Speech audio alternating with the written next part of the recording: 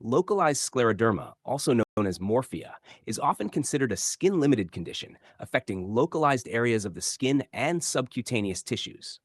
However, the statement that localized scleroderma is not always localized refers to the potential for extracutaneous manifestations and systemic involvement that can occur in some cases. Below is a detailed discussion of this concept. 1. Types of localized scleroderma. Localized scleroderma encompasses several subtypes, including plaque morphea. Typically presents as well-demarcated, thickened patches of skin, usually confined to specific areas of the body. Generalized morphea consists of multiple plaques that can coalesce, covering larger areas of the body. Linear scleroderma affects a linear band of skin, often on the limbs or face, and can involve deeper structures such as muscles and bones. A subtype of linear scleroderma affecting the face and scalp, resembling a sword strike. 2. Beyond skin involvement. While the name localized suggests confinement to the skin, localized scleroderma can affect deeper structures and sometimes cause systemic symptoms, such as musculoskeletal involvement. In cases like linear scleroderma, deeper tissues such as fascia, muscle, and bone can be involved. This can lead to joint contractures, muscle atrophy, and in severe cases, limb length discrepancies in children. Neurological involvement. In en-coup de sabre, particularly when affecting the face, there can be neurological involvement, including seizures, headaches, and cranial nerve palsies. Ocular involvement.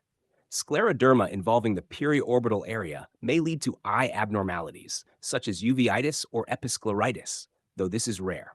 3. Systemic features.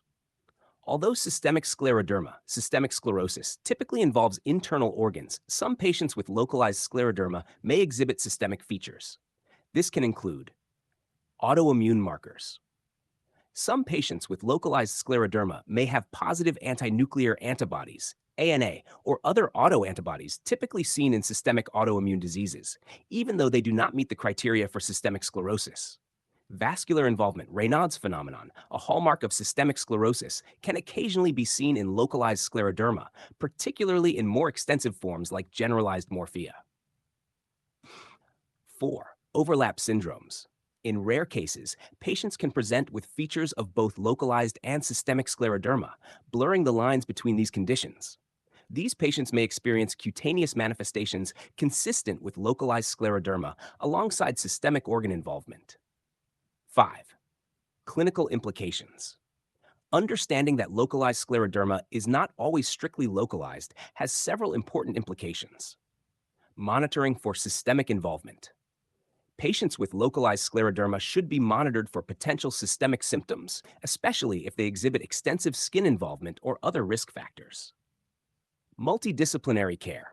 Management may require a team of specialists, including dermatologists, rheumatologists, neurologists, and ophthalmologists, to address the full spectrum of possible manifestations. Number 6. Treatment considerations. Treatment of localized scleroderma primarily focuses on controlling skin and soft tissue disease. However, in cases with deeper or systemic involvement, systemic immunosuppressive therapies, such as methotrexate or corticosteroids, may be necessary. Physical therapy is often crucial to prevent or manage contractures in linear scleroderma with musculoskeletal involvement. Conclusion. While localized scleroderma often remains confined to the skin and superficial tissues, it is crucial to recognize that the disease can extend beyond these boundaries. The potential for deeper involvement or even systemic features necessitates careful evaluation, monitoring, and a comprehensive treatment approach tailored to the individual patient's needs.